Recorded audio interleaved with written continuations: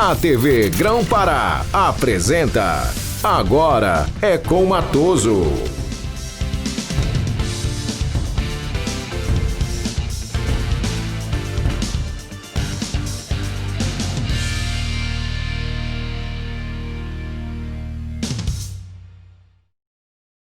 Pessoal, um grande abraço, sou Edson Matoso, agora é com o Matoso. Meus amigos, aqui na TV Grão-Pará, canal 14.1, nós vamos entrevistar mais uma vez o delegado da Polícia Federal, e a Polícia Federal hoje que é uma das instituições top, de maior credibilidade no Brasil. Nós sempre tivemos os bombeiros, a Polícia Rodoviária Federal está arrebentando, vamos assim dizer, a imprensa já não está com essa coisa toda como foi outrora, né? E a Polícia Federal. E o delegado Everaldo Eguchi, a gente gostou muito de conversar com ele, porque ele não é do tipo do entrevistado que pergunta, o que é que vocês vão me perguntar? Eu achei, inclusive, aqui nos bastidores, eu disse, não, deixa ele perguntar, assim conversando. Porque eu me disse, vocês têm alguma ideia? Eu que perguntei.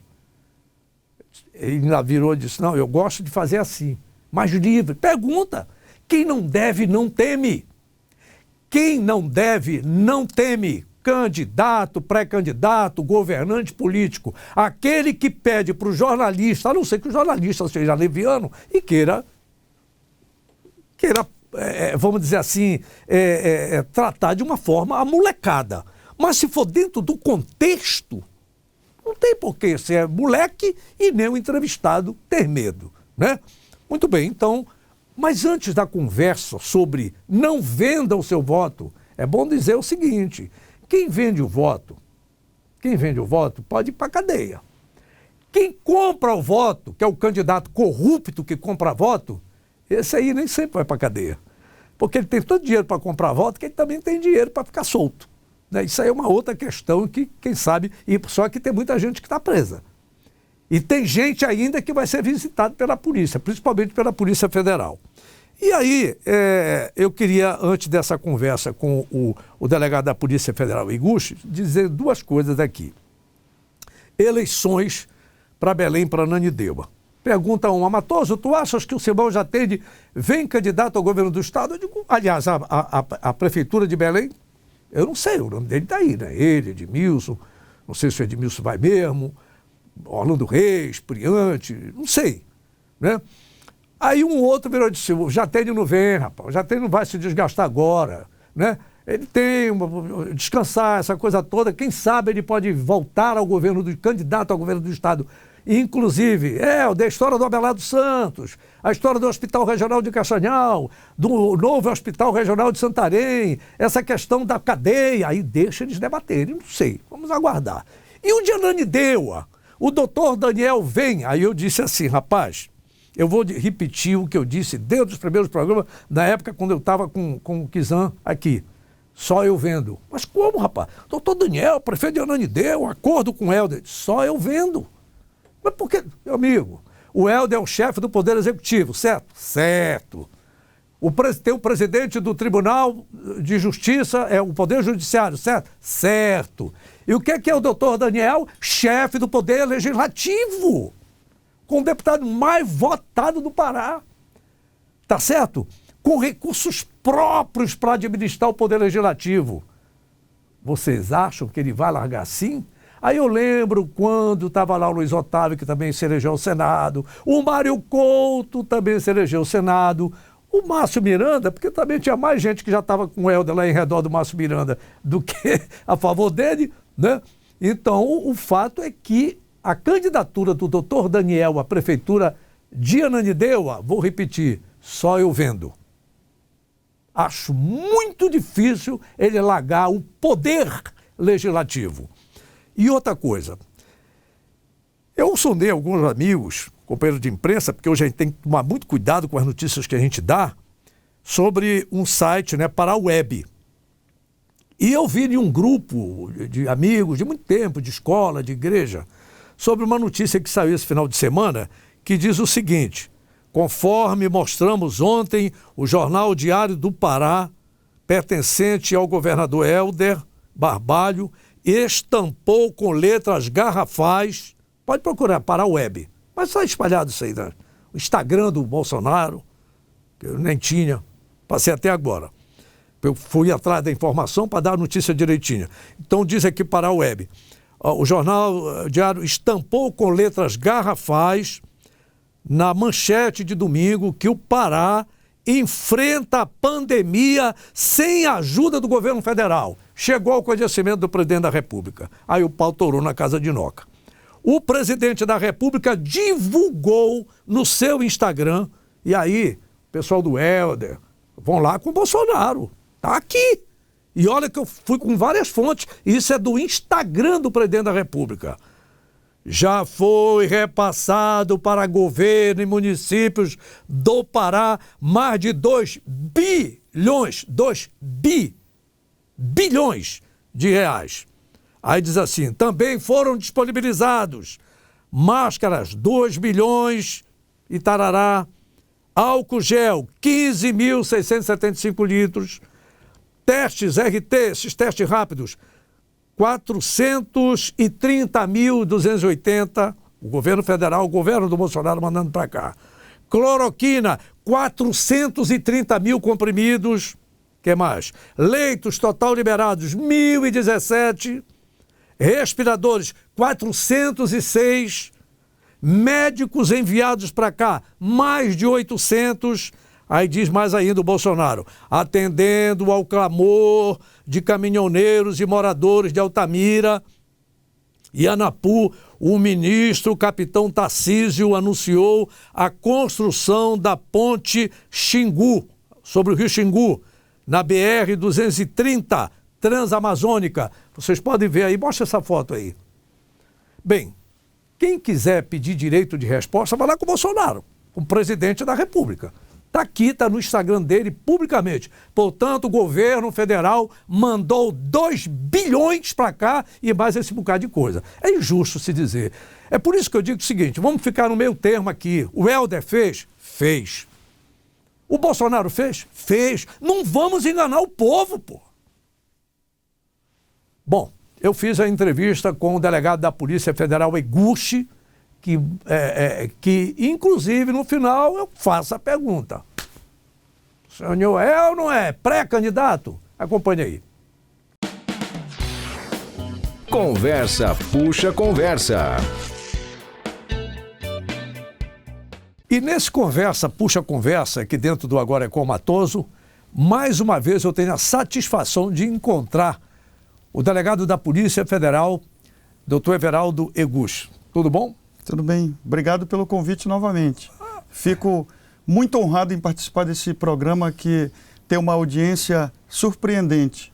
Pois é, que bom. A gente fica feliz que o senhor também vem apostando nesse trabalho que a gente vem desenvolvendo. Não é à toa que eu estou aqui nessa situação há mais de 4 anos e é muito agradável e a gente vem percebendo isso.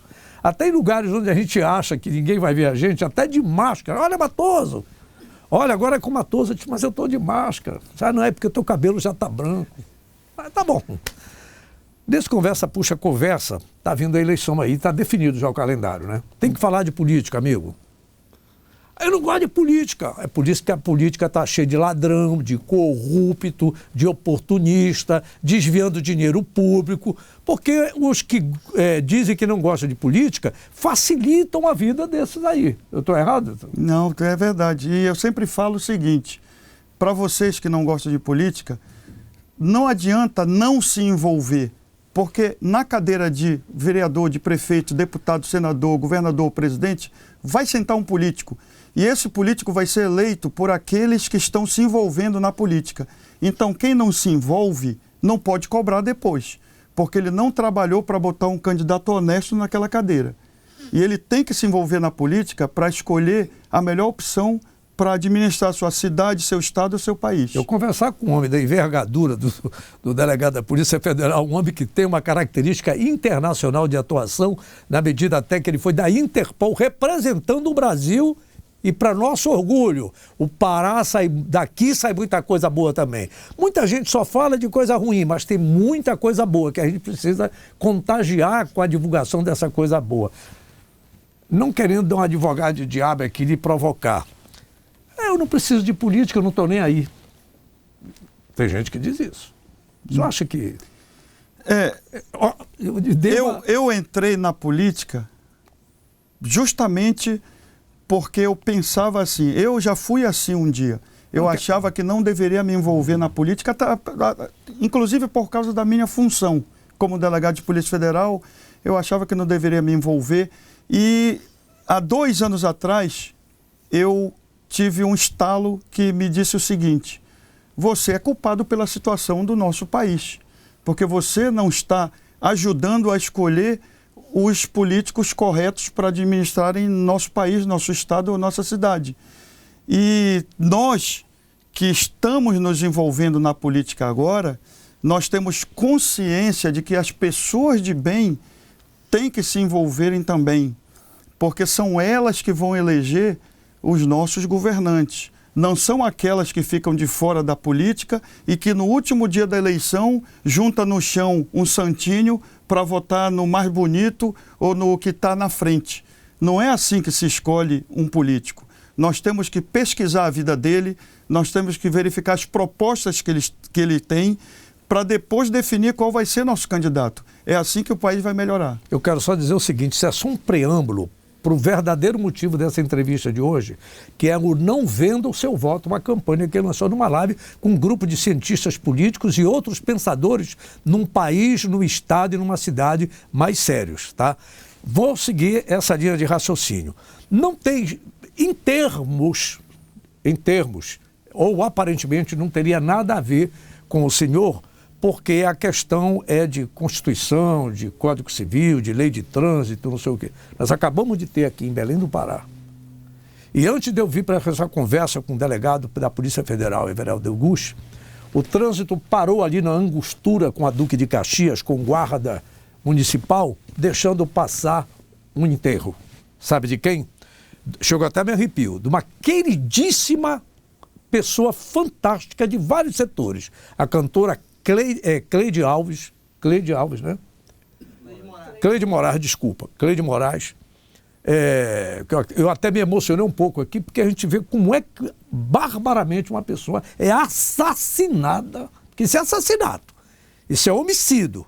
Por um jovem que foi educado numa educação que ainda está em debate no país. E era o funeral da Cleide Moraes. O camarada saiu livre e ela para o enterro e a família dela chorando. Quer dizer, na hora que eu digo eu não estou nem aí, o senhor como um policial, como é que fica diante disso? Eu prendo o cara e o cara sai livre. O senhor, como político, pode fazer alguma coisa para mudar isso? Também foi um dos motivos pelo qual eu decidi participar da vida política do nosso país.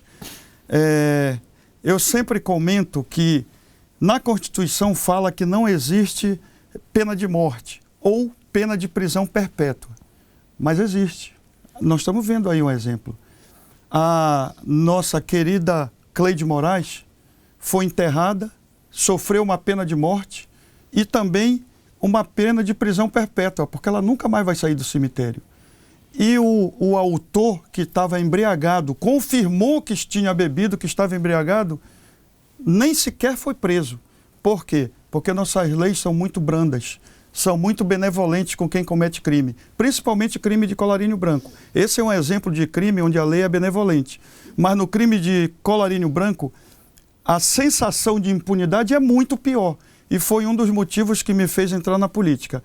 Em 2018, como candidato a deputado federal, eu tinha a proposta de mudar as leis penais para serem mais rigorosas. No caso do trânsito, um cara embriagado mata uma pessoa, não por ser uma cantora famosa, qualquer cidadão. Houve lá morto. em São Caetano, na estrada de São Caetano, eu recebi uma imagem também, onde um camarada, um jovem também, embriagado, atropelou 5 pessoas e uma morreu. E isso não pode ser comum na nossa vida. Não pode. Isso daí tem que ser punido. Qualquer país do mundo civilizado, um assassino desse vai passar muito tempo na cadeia. E aqui, nem sequer preso ele vai. Por isso que nós temos que interferir na vida política do nosso país, do nosso estado e da nossa cidade. Esse tipo de político que beneficia esses criminosos tem que ser expurgado da vida política. Nós temos que botar pessoas sérias que vão realmente traduzir o sentimento da população e transformar em leis. E como é que o povo pode saber quem é o político sério, meu caro delegado Everaldo Eguchi? Esse movimento que nós começamos de não venda seu voto, esse é um movimento muito importante para que você, eleitor, saiba que vender o voto é crime. Primeiro, é crime dos dois lados, tanto de quem compra como de quem vende. Mas, principalmente, eu costumo falar que não existe político corrupto. Existe corrupto que é transformado em político pelo eleitor. E a corrupção, eu sempre falo, começa na venda do voto. O corrupto que compra um voto, você imagina o que ele vai ser capaz de fazer quando tiver 4 anos de poder. E aquele que vendeu o voto naquela hora por 50 ou 100 reais, ele não tem como cobrar. Ele é um cúmplice daquele político corrupto. Ele vendeu em uma nota de 50 ou de 100 reais toda a esperança da população, merenda nas escolas, remédio nos postos de saúde, tudo num simples ato de venda de voto. Isso não pode acontecer. A gente tem visto aí, é uma discussão muito forte, e aí entra um pouco diretamente no seu caso da Polícia Federal, que a liberação dos recursos nessa pandemia vem descendo, né?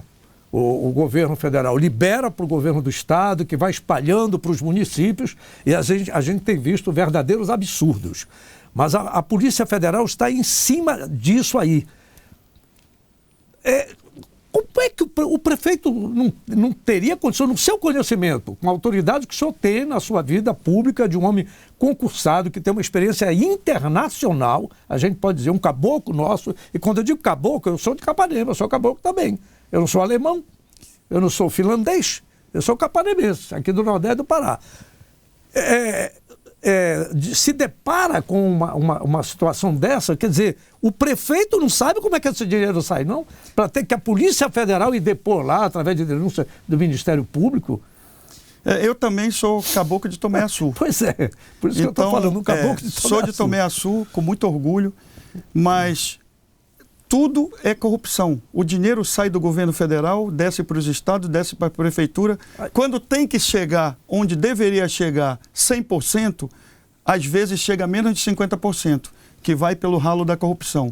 São esses políticos dessa escada toda, dessa pirâmide, que nós temos que tirar da política. E começa com a venda do voto. Porque o político que não vende o voto, que não compra voto, que trabalha com a verdade, que é competente, que é ético, com certeza ele vai levar todos esses princípios para a política. Ele não vai se tornar corrupto ou bandido do dia para a noite. Agora, como eu sempre falo, não temos políticos bandidos, nós temos bandidos que viram políticos. O senhor entende que, baseado nessa campanha, não venda o seu voto? Uma das coisas, nós temos os níveis de analfabetismo, nós temos os níveis que o senhor sabe que, infelizmente, eu não consigo entender. Vocês me permitam, o meu sorriso ele pode parecer irônico, eu nem dizer que pode parecer, ele é irônico. Eu não consigo entender pessoas que questionam o nosso momento da educação como que defendendo a educação que passou, e a gente ainda tem pessoas que têm medo de um candidato que pega, como é que chama o documento da vida, da residência, como é? O negócio da conta de luz, onde ele mora, né? O título dele. Título de eleitor. Olha, tá aqui a consulta para te operar, tá aqui o teu, como é? O negócio família aí, Bolsa Família. E se tu não votar em mim, eu sei. Não sabe, né? Não sabe.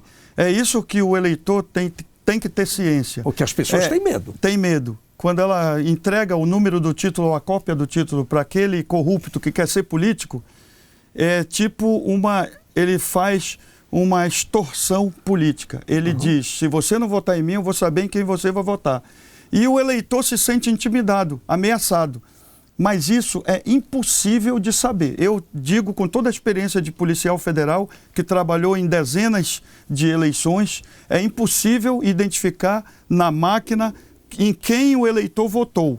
Então, por exemplo, se naquela zona eleitoral 1.000 pessoas venderem o voto para um determinado político, essas 1.000 pessoas vão votar na mesma urna eleitoral, e nessa urna só tiver um voto para aquele político, as 1.000 pessoas podem dizer para ele, fui eu que votei, porque ele não tem como saber em quem elas votaram. Tá bom, delegado. Mas se eu conseguir ludibriar, sabe o jeitinho brasileiro? O mesário, o presidente da mesa, os fiscais, e conseguir, tá aqui, doutor, eu votei no senhor. Pode?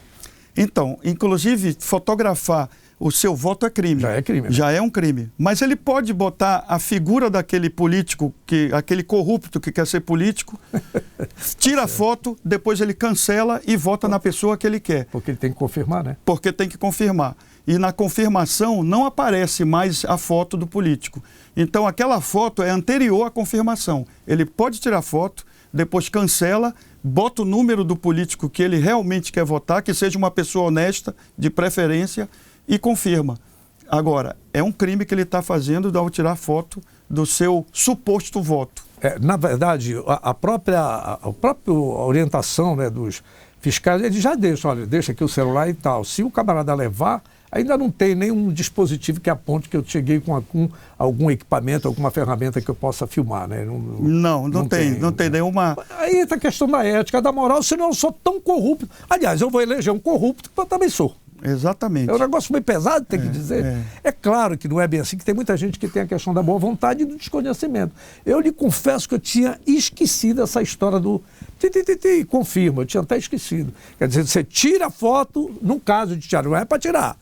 Não é para levar celular para a urna, não, de jeito nenhum. É porque, às vezes, o candidato, que na verdade é um corrupto que quer ser político, isso, tá certo? Dá uma pressão na pessoa que a pessoa é capaz até de cometer um crime, 2 vezes, né? Isso, até mesmo por muitos eleitores têm essa conduta por desconhecerem a lei. Uhum. Tem um código eleitoral onde lá se estipulam os crimes eleitorais. E o artigo 299 do Código Eleitoral, ele esclarece muito bem o que é a venda do voto com as penas. São penas altas, inclusive. Mas, infelizmente, se tornou cultural no nosso país trocar seu voto por um material de construção, por uma cesta básica, por um salário família, por uma dentadura, ou mesmo por dinheiro. Por dinheiro. Mas isso daí, a população tem que saber que é crime. E já está tão arraigado na cultura popular que eles acham que aquilo é normal. E não pode. Isso, nós temos que mudar essa cultura. Isso se muda com educação. Isso se muda com orientação e informação. E é por isso que nós iniciamos esse movimento. E outra coisa, não venda seu voto. Se eu pego R$50, não, só pego só se for 100.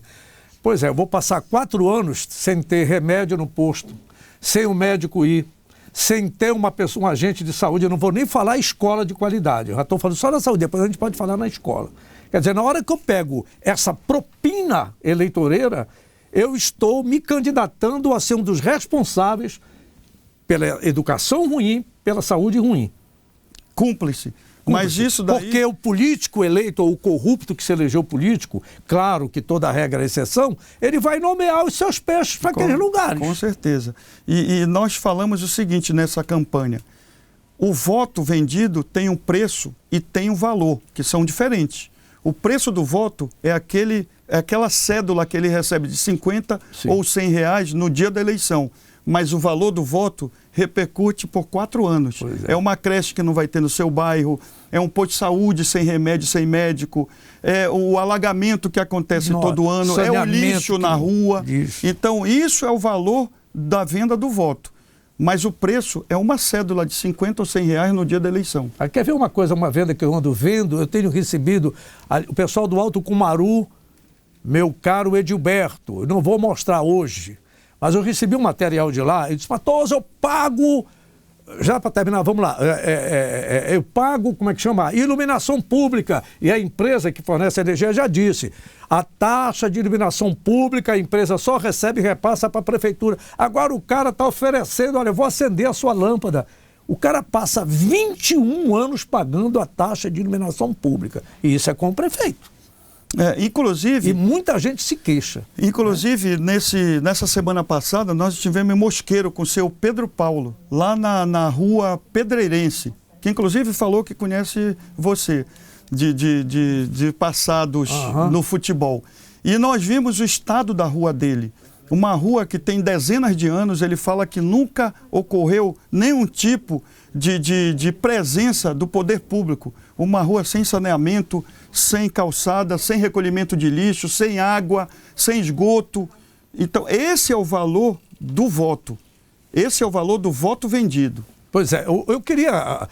Eu já disse que aqui o meu conversa puxa conversa. Como vocês estão conversando aí fora, da assessoria do pessoal dos seus amigos, seu amigo de 30 anos, tem alguma coisa que vocês... Pô, o Matoso não perguntou isso, me ajuda aí. O programa aqui nós não somos da Globo, não, né? Nem chegamos na frente para bater recorde, não. E nem somos bandeirantes, somos paraense. Alguma coisa que eu podia ter perguntado e não perguntei, vocês têm aí? Pode dizer, Natasha. Corrupto, se é branda. Ah, boa! Pois é, aí o corrupto vai, se elege, mas às vezes é pegado, demora pra caramba, às vezes termina o mandato. A punição pro corrupto político não é branda, não? Muito branda. Leis são muito benevolentes com crimes de colarinho branco. Quem faz as leis? São os políticos. Eles se elegem para depois legislar em causa própria. Eles vão então, se punir, pô. Legislação muito branda, não só do colarinho branco, mas como você falou, desse atropelamento aí, desse assassinato que ocorreu com a nossa querida Cleise Moraes. Mas nós temos que mudar esse tipo de atitude, como votando em pessoas que tenham um conhecimento jurídico mínimo, pessoas que tenham uma vida que foi voltada para ajudar a população, porque hoje se vota num tiririca que até há pouco tempo atrás não sabia ler nem escrever. Como é que ele vai ter capacidade? Nada contra. Inclusive eu sou fã do tiririca, mas como comediante, como deputado federal, ele vai fazer as leis que a nação toda vai ter vai ser obrigada a cumprir. Ele podia trabalhar na área da cultura, de implemento ao humorismo, essa coisa toda, mas às vezes parece que nem isso fez, né? Exato. Então, sem capacidade cultural mínima para se criar uma lei que vai beneficiar a população. Nós temos que ter esse cuidado não só na Câmara Federal, mas agora em 2020 nós vamos eleger prefeito e vereadores. Eu ouvi do nosso prefeito de Colatina, amigo meu, Serginho Meneghelli, que ele falou o seguinte: não existe prefeito corrupto se a Câmara combater e fiscalizar a destinação dos recursos públicos. A Câmara tem que ser conivente para haver corrupção. E é isso que eu falo. Escolham. Prefeito tem que ser honesto, sério, competente e ético. E vereadores, no mesmo sentido, tem que ser pessoas que se envolvam com os problemas da população, que fiscalizem a destinação do recurso público, que briguem pelo seu bairro, pela sua cidade, e não uma Câmara que concorda com tudo que o prefeito faz, inclusive de errado. As coisas erradas. Bom, a nossa direção de programa já apontou por ali, mas tem dois aspectos que eu queria citar aqui. Quando eu fui informado pela direção, e a gente sempre convida, já falamos para outras pessoas que tenham interesse, enfim, a gente tomou uma informação em caráter oficial, que eu posso perguntar, ou não vou afirmar, que o senhor é que vai falar. O delegado da Polícia Federal, Everaldo Eguchi, já eu deixei para o final, é pré-candidato a alguma coisa em Belém do Pará? Sou pré-candidato a prefeito de Belém pelo Patriota. Então pronto. Fico muito honrado de ter sido convidado por esse partido conservador de direita, os dogmas do nosso partido é Deus, a pátria e a família. Nós somos conservadores nos costumes religiosos, valores morais, valores éticos, e somos liberais na economia, ou seja, menos Estado e mais economia. Eu sou pré-candidato a prefeito porque eu acredito que esse caminho é o caminho correto para que nossa cidade deixe de ser a 13ª no IDH para se tornar entre as 5 primeiras. Nós temos condições de que Belém se torne uma cidade muito melhor. É só extirpar a corrupção e a politicagem, que inviabilizam qualquer plano de governo. Nós vamos combater com muita garra esses dois problemas que afligem a nossa administração em si, a nossa política. a corrupção e a politicagem. A corrupção não precisa explicar maiores detalhes. 30% do orçamento municipal vai pelo ralo da corrupção. E a politicagem é aquele partido ou aquele político que tem que se eleger de qualquer maneira, que vende sua alma para o diabo e tem que depois cumprir os acordos políticos espúrios que fez lá atrás para poder chegar à cadeira de prefeito. Isso não vai acontecer. Não vai haver politicagem, nós vamos cortar esse mal pela raiz. Não vai ter vereador dizendo que tal secretaria é dele. Não é dele, a secretaria é do povo. E o povo vai ser administrado por pessoas corretas e honestas. Olha, eu quero dizer uma coisa para vocês. A gente tem conversado, uma coisa que eu gostei desde a primeira conversa com o delegado da Polícia Federal, Iguchi, é que eu senti a necessidade de você ter pessoas desse naipe, me permita falar assim, numa linguagem popular, para que a gente seja informado de situações que o próprio cidadão não sabe. Tal a complexidade das leis desse país. E ainda continua empurrando leis e projetos de leis em cima do povo, como se fosse resolver o problema do povo, e a gente vê situações aí que é só enganação. Projetos de leis e leis que ficam no papel, são divulgadas e o Estado brasileiro, ou o Estado do Pará, enfim, o próprio município com a sua lei orgânica, não tem instrumentos para fazer cumprir a lei. Exemplo, Estatuto da Criança e do Adolescente, maravilhoso no papel. Há conquistas mirabolantes no Estatuto da Criança e Adolescente. Então, por que a maioria dos homicídios no Brasil, quase 60%, é de jovens até 29 anos de idade, portanto, pós-Estatuto da Criança e do Adolescente? Porque 75% das pessoas que estão na cadeia são jovens, inclusive negros.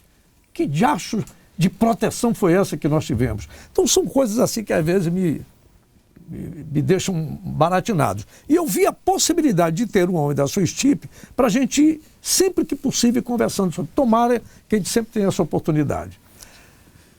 Cadê a camisa? Tem que ter uma campanha. Toda camisa que se preza tem que ter uma campanha. Eu já soube, cadê a camisa? Estava deixando agora para o final. Foi.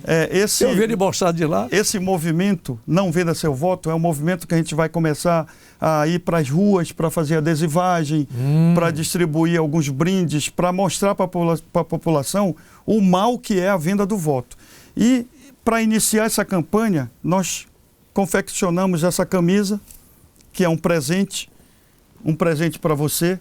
Legal. Não venda seu voto. Isso é muito importante que a população saiba, que a venda do seu voto transforma a cidade numa cidade que é hoje, uma cidade que ninguém quer. Uma cidade com lixo na rua, com alagamento todo período de chuva, com os problemas não resolvidos, e que a população se acostumou, mas não pode se acostumar com esse tipo de coisa. Nós temos que nos acostumarmos com as coisas boas, com uma cidade limpa, sem pichação, sem alagamento, com posto de saúde funcionando, com médico, com remédio, com creche nos bairros, com merenda nas escolas. Isso que nós temos que levar para a população. Isso é fácil de fazer. Não venda seu voto. Eu sempre falo que a corrupção começa na compra do voto. O corrupto quer se tornar político comprando voto. Mas depois que ele vende seu voto e depois que o corrupto se torna político, só tem um meio de se resolver esse problema. Eu sempre falo que nós, da Polícia Federal, temos a solução para o político corrupto. O único meio de se extirpar a corrupção da política é através da lei. Uma lei que vá ser forte o bastante para punir aquele político bandido e corrupto. E isso daqui faz com que nós consigamos tirar da política alguns corruptos. Infelizmente, não todos, mas um dia nós vamos chegar lá. Porque por enquanto isso a gente vê principalmente algemado pessoas meliantes, né, na periferia, pobres, pretos, pessoas que não têm tantas posses, e esses mofam na cadeia. Enquanto que o político corrupto, que às vezes eu ajudei a colocar lá, ele ainda fica rindo da cara de todo mundo. Minha que votei e da sua como policial. Estou errado? Então, eu sempre falo duro, também, né? Eu li um dia desse, eu acho que é Voltaire que fala que existem dois tipos de bandido. O bandido comum, que rouba a nossa casa, que rouba nossos bens, às vezes rouba a nossa vida, estupra. E o bandido político, que rouba a merenda das escolas, que rouba o remédio dos postos de saúde, que rouba a esperança do povo. A diferença é que o bandido comum é perseguido pela lei e o bandido corrupto político é protegido pela lei. E é isso que nós temos que mudar, essa lei que protege os bandidos corruptos. Ele também tem que ser perseguido pela lei. Mas isso só muda quando nós colocarmos políticos honestos que vão fazer leis que vão beneficiar a população e não beneficiar a si próprio. Conversa puxa conversa. Então é isso, meus amigos. Eu volto. Esse programa vai ser repetido nesta sexta-feira, às 7h30 da manhã. E postado no YouTube, aqui no aplicativo da TV Grão-Pará, canal 14.1.